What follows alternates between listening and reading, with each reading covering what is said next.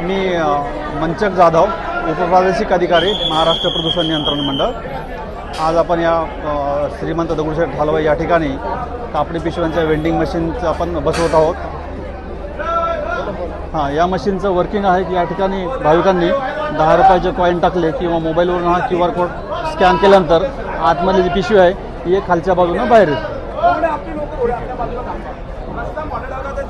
आपण का करतोय सर? आपण हे प्लास्टिक बॅगला जो आपल्याकडे जो वापर होतो, सर्रासपणे वापरतो, त्याचं कमी करण्यासाठी, प्लास्टिक प्रदूषण पूर्णपणे निर्मूलन करण्यासाठी, बंद करण्यासाठी आपण या पिशवी अशा प्रकारच्या मशीनचं हे करतो। अशा पद्धतीने अजून आपण कुठे कुठे अशा प्रकारचे मशीन आपण सर्वच देवस्थानच्या ठिकाणी देत आहोत।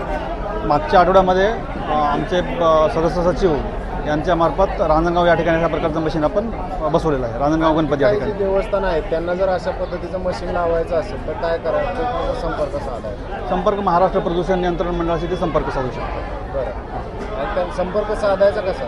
ते प्रत्येक ठिकाणी आमचे प्रत्येक जिल्ह्यामध्ये ऑफिस आहे, त्या ठिकाणचे ऑफिस ते संपर्क करू शकतो। हे आजपासून सुरुवात हे आजपासून सुरुवात होतं।